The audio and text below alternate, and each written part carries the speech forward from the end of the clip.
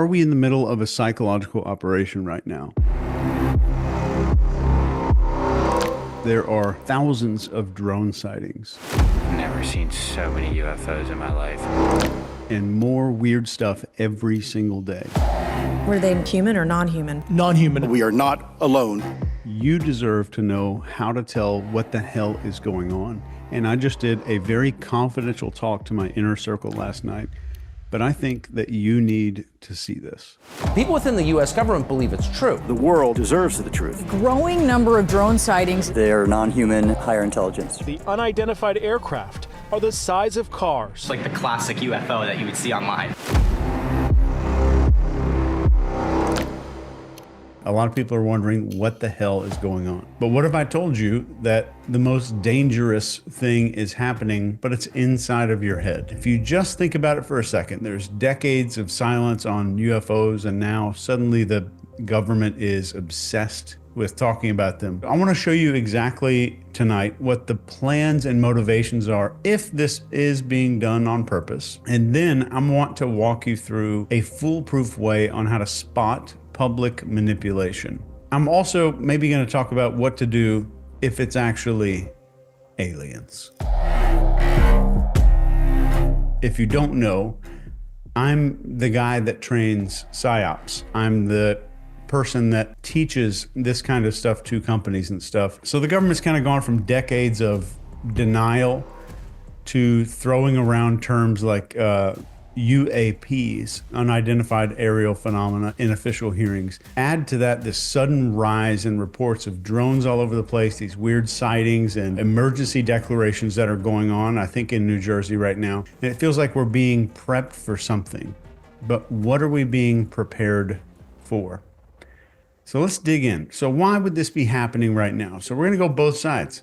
It's aliens, it's not aliens. Let's do both sides here. Most governments don't just usually open up about things like this without a reason. With all governments, when they start pushing a narrative, it's most often to serve a bigger agenda if this is deliberate.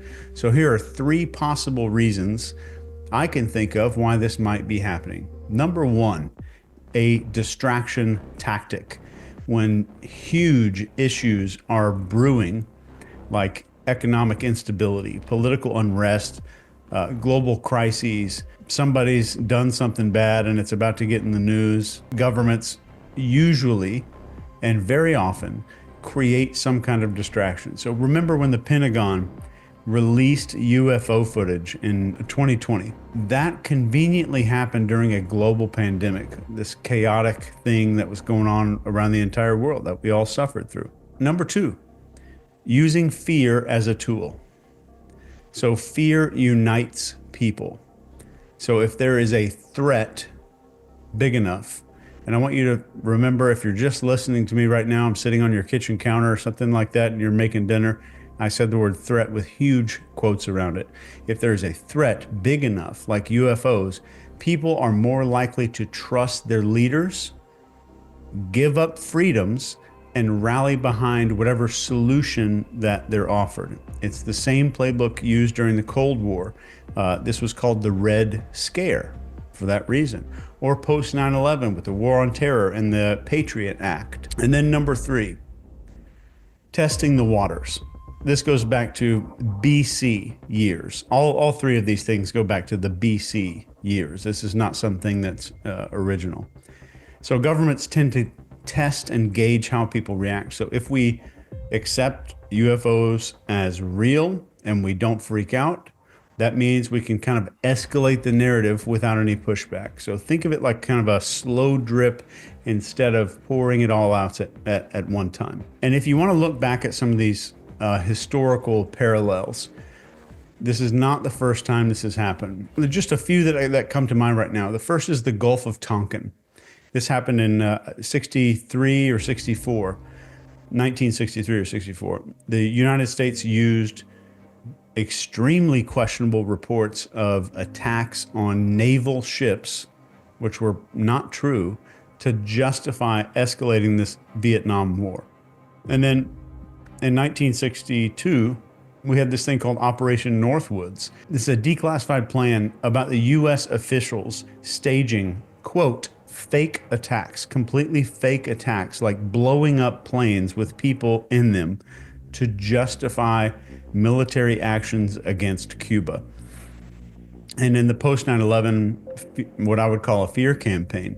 So after the attacks, governments push for these just sweeping changes like the Patriot Act, which expanded massive surveillance under the guise of terrorism. So if you just replace terrorism or communism with UFOs, you can start to see a pattern. So what might be happening? What might be happening right here? It might upset you, it might piss you off, but we're going to talk about that in just a second. So keep that in your back pocket for just a second. Number one is a normalization phase. So just steadily leaking UFO footage, holding hearings, using all these terms like UAPs all the time. The government makes the idea of something out there seem reasonable. So this keeps people curious, but not panicked. Curious, but not panicked. The second part of this is setting the stage for a big reveal. And I want you to keep that one in mind. So at some point, we might see a more dramatic event, like a giant UFO sighting over a major city, or footage that is just impossible to dismiss. And you could think giant holograms, giant drones, or other advanced tech just creating something that you cannot ignore. So number three would be a need for a savior. So once the threat feels real enough, governments or even global coalitions could step in as these heroes. They might call for increased defense budgets. Maybe all the governments in this area need to unite into one big government. Maybe a global response team, and I say that with quotes around it, to handle this threat. So this could lead to giant power shifts and more control in fewer hands is kind of maybe the goal of that. And this, you could look this up. There was even a plan to stage a fake kind of alien invasion. This is on record, on paper, that there was a full government plan to make a fake alien invasion. But what could be next? What could be down the pipeline from right now? If we follow this theory to the logical next step here, here's what might happen. First would be escalating UFO reports. Expect a lot more sightings, near misses with airplanes, mysterious objects interfering with infrastructure like power grids or airports. It's going to feel real and urgent. The next would be a media blitz that would come after that. So mainstream media will amplify the story. They're going to interview pilots. They're going to release grainy videos and have experts explain these things that are maybe defying physics. The goal, potentially, and I say all of this as a potential hypothetical, to make everybody believe this is a huge deal. Next would be a global event, and this could be something absolutely wild, like some kind of coordinated UFO appearance, maybe a simulated attack, or even some claim that we've made contact. And it doesn't have to be real, it just has to be believable enough. And of course, then we have a solution. So after the chaos, governments might roll out solutions like new defense initiatives, new military spending, government coalitions, governments kind of coming together, expanded surveillance maybe, and calls for like some international cooperation. All right, so why should we care? Even if all this theory sounds way the hell out there, the technologies exist to make all of it plausible. So holograms, drones, AI, deep fakes are advanced enough to fool large populations. And historically, going back to the year 1 AD, governments have shown that they're not above manipulating fear to get what they want. So now we get to what do we do? What the hell do we do about this? Number one, stay frickin' critical. Do not take everything at face value. Always question why some stories are getting so much attention, and most importantly, who benefits from that story. And educate yourself. You need to look into historical precedents, maybe current technology. You could just use ChatGPT for a lot of this. and some government strategies. So the more you know, the harder it is for you to be manipulated. Focus on reality. So of course, this is nothing but conjecture. I'm just sitting here at my house. We've got a bonfire going on outside. We're about to go sit outside for a little while and just enjoy nature around a fire like our ancestors did. And I don't know anything. I don't know anything more than you do about what's going on.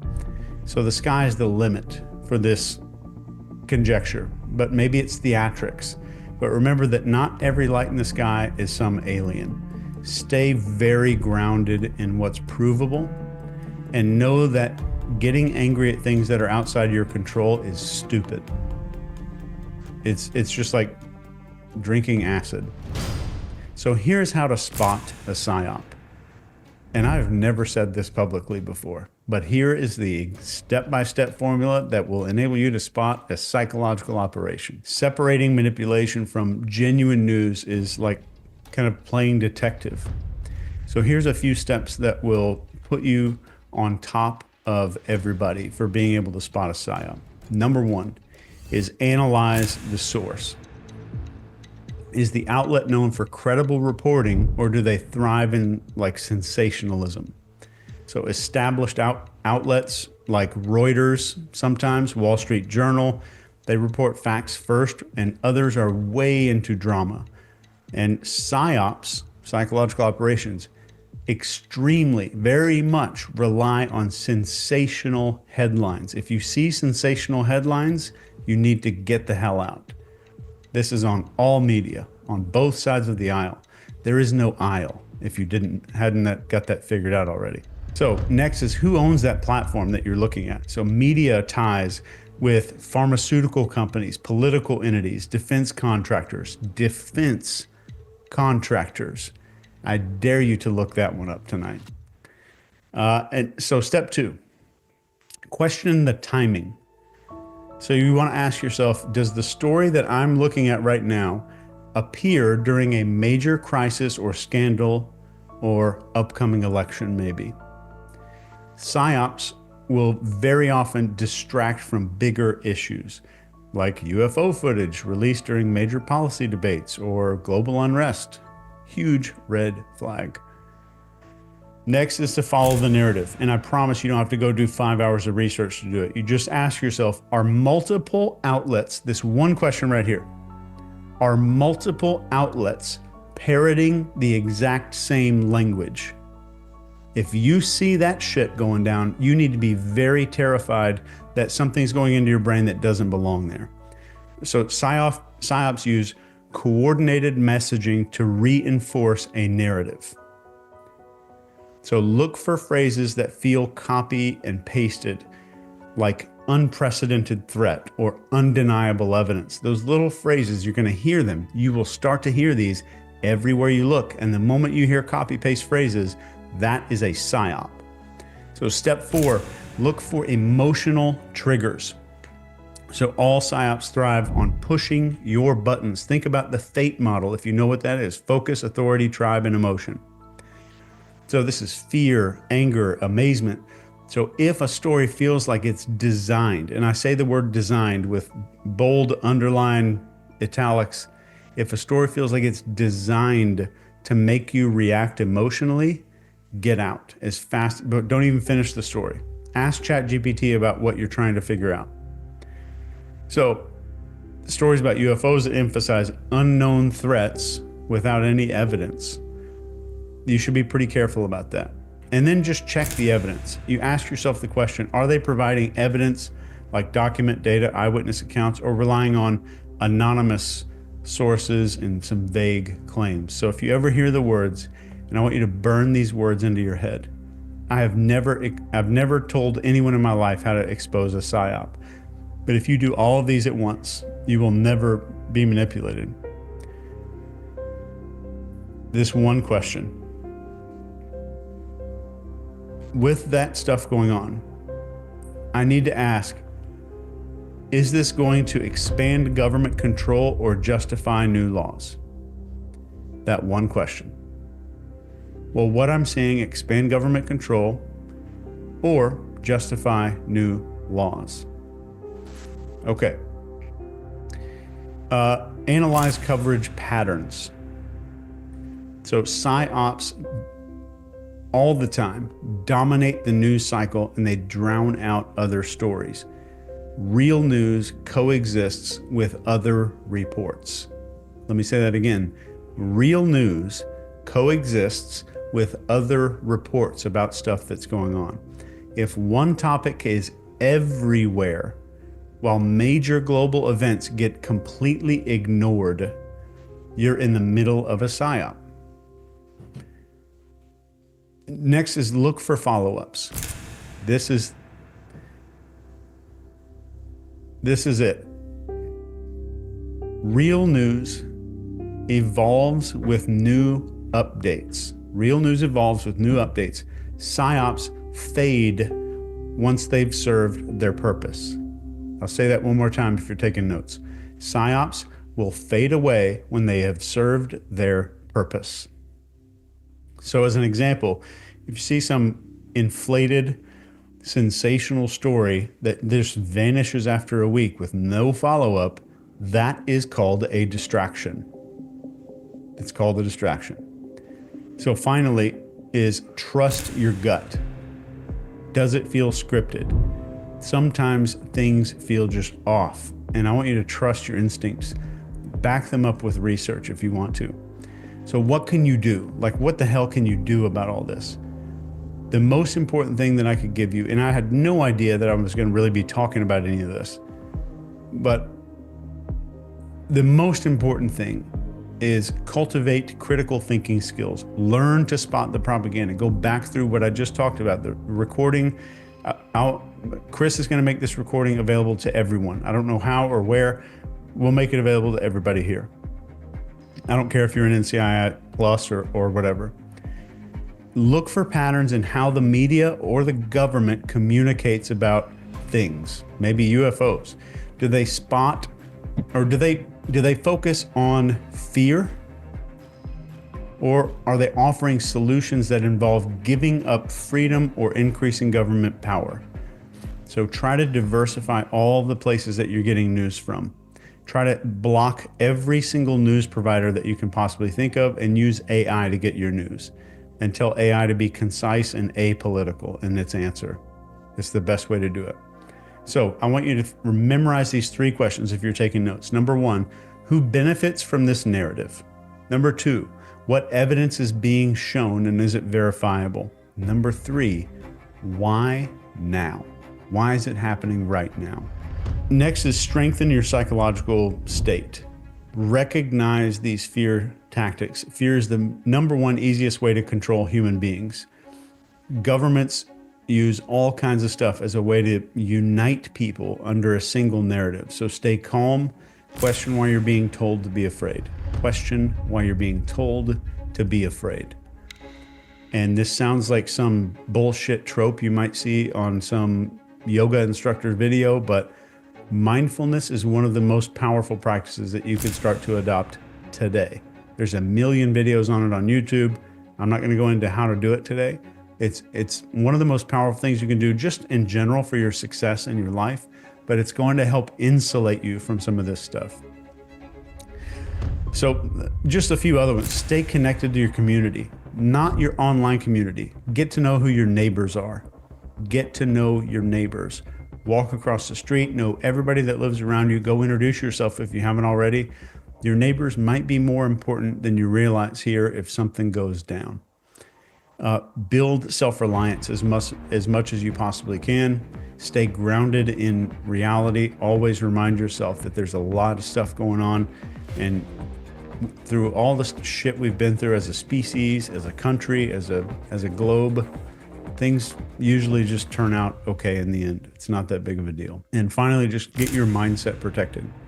The more people panic, the more easily governments can sweeping control the nation. So practice a little bit of skepticism and help other people to stay calm. That's your job. If you remember, you are the one studying authority and confidence and leadership. That's your job to help people stay calm. So stay educated, but just balanced. So research topic like If you want to learn about this stuff, go Google Project Bluebeam. It may keep you up all night, but you take a look at that. So fear-driven conspiracies can be just as manipulative as a government conspiracy. Finally, and I wasn't going to say this because it sounds weird, but if there's a power outage, you have zero money if you don't have cash. So you may want to keep some cash on hand if you can afford it. So always think of, like, when governments propose solutions, ask, do they actually address the issue? What freedoms or powers are being taken in exchange? And is the solution long-term or a convenient grab for power? So what if it is aliens? What the hell are we going to do? Let's entertain the wild card here. What if it's aliens? Maybe we're finally ready to handle it, kinda. Maybe aliens showed up in the 50s or 60s. They were like, oh, these people have lost their minds, but maybe we're ready now. Maybe we've hit some critical point in history. We're at this weird crossroads with climate change. We're exploring Mars finally. Aliens are watching. Maybe they're coming. Maybe we're pinging the radar. We got all this tech and stuff like that, satellites out there. Maybe we just sent out some kind of we're here signal, and maybe they've always been here, but they've just been waiting, and now we're ready for level 2, whatever that means. But here's why the timing feels suspect. Even if, let's just say, aliens are legit, there's some little gray dudes that are going to pop out of a ship or something. If they're legit, the timing feels very convenient. Why?